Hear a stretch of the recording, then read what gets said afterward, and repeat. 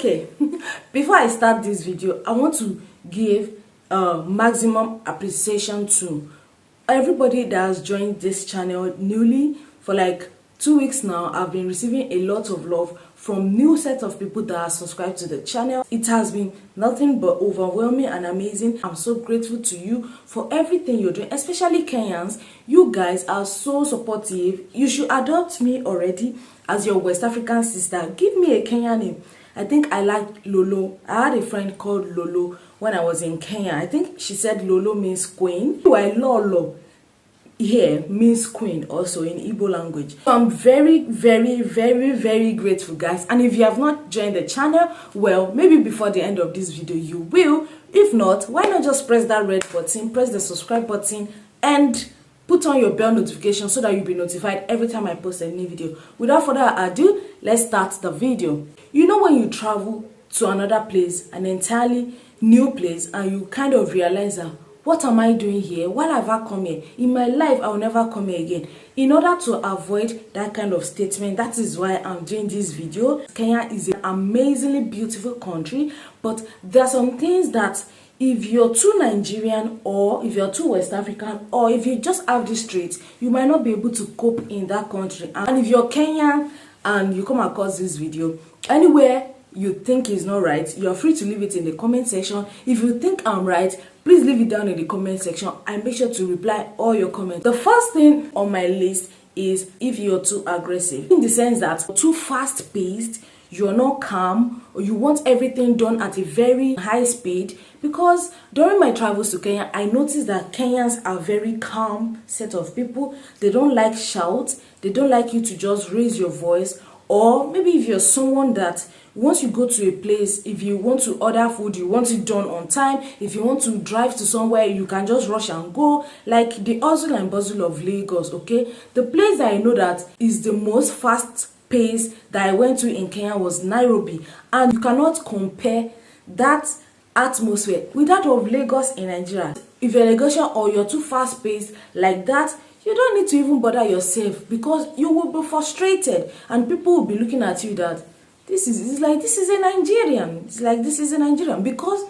they recognize Nigerians very easily with those aggressive attitudes. So if you're in Kenya, you need to be calm. You need to know how to approach people. They don't rush things. When I was in traffic during their rush hour, it was not like as if you're in Lagos. In Lagos, you can spend like 5 hours in traffic. Even though all those times that we were in traffic, there was no shouting, there was no "I will kill you today." So if you are that kind of a person that you cannot live without shouting, being aggressive, not being calm, or just taking things slow and reserved, don't even bother going to Kenya, because you'll be frustrated. Everything in Nigeria is fast paced. You can see a 14-year-old teenager already in the university. In Kenya, is not like that. I think the age you are accepted into university or college, as they call it, is 17 or 18 years. So if you're not 17 or 18 years, there's no how you will enter their university. So that's another example of being calm and slow paced, and it really worked for them. It's their own system there and they're so used to it. So if you think you cannot deal with that, I will advise you to just stay jelly in your own Nigeria like that. Go to another country that you feel like once you order this thing will come. Once you do this thing, it will come to you at the rate at which you want it. But if you're like that, don't even bother going to Kenya, because you will not find it funny. The second point now is photography. This is more like if you're a freelancer or you're a content creator. Before you can photograph content there, or if you just carry your camera out in the street and you start recording, it is not accepted. So before you do anything, you have to be licensed. You have to take permission from the government. Or like here in Nigeria, that is when you want to maybe photograph some highly sensitive place, that you need to do that. But there you have to, even if it's in the street, in the mall, they are not allowed to film or video in the mall. I think that was because of this Westgate Mall happening that happened during that time, where people were being shot at the mall. So I think that was what caused it. So if you're a Kenyan, you're a freelancer or you're a content creator, and you feel like, let me just travel to Kenya to go and shoot content without proper permission, you will be arrested and you will be embarrassed. So in order to avoid that, I will advise you to just get permission, or you'll just be embarrassed. The third thing, in fact, I wanted to make this number 1, but I just said let me put it in the third one so that it will not be too intensive from the beginning, is the food. Kenyan food. Oh my God. If you know that you cannot adapt to new meals and cuisines for some time before you see what you're looking for, before you see what you're able to eat, don't even bother going to Kenya, because their meals are so different from Nigerian meal, from any West African meals that I am familiar with. So different. In fact, most West Africans that I've met, most Nigerians that I've met, they don't like Kenyan food, but I do. There's some parts of their food that I like. Their food, their meals are so different in the sense that even their beans, the beans I saw there was color purple. It was big. I think they call it in jerry or pilau, or am I mixing it up?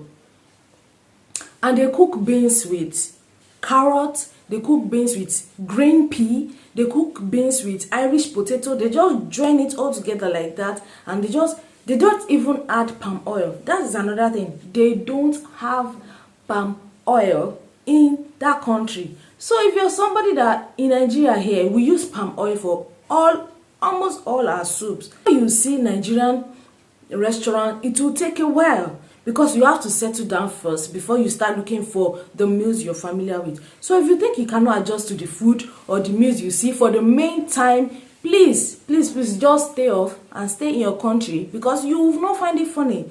Another thing is, when I traveled to Kenya, before I could see powdered milk, it was up to 2 weeks before I could see powdered milk, even in their mall. Everywhere, the milk they have is dairy liquid milk. Is it evaporated or condensed milk that they call it? I'm not sure. But unlike here in Nigeria, that in retail stores you see powdered milk in sachet. Just go to any store and say you want to get powdered milk, and they will just cut one open and give it to you. In Kenya, their own easily available milk is liquid. Like if you go to any retail store there and say you want to buy milk, they will just give you one liquid, something like that. This is your milk that you can just use like that. In Nigeria, it's not like that. In Nigeria, before you see that kind of milk, maybe in the north or something, what we are used to in Nigeria is powdered milk. So if you know you cannot cope with that, it's better you stay away. It's better you don't even bother coming to Kenya at all. They are used to canola oil, olive oil, sunflower oil. Before you can see vegetable oil, you will do like this. So if you can't try new foods, if you can't try new meals, pending the time you see what you're looking for, I will advise you to stay away from Kenya.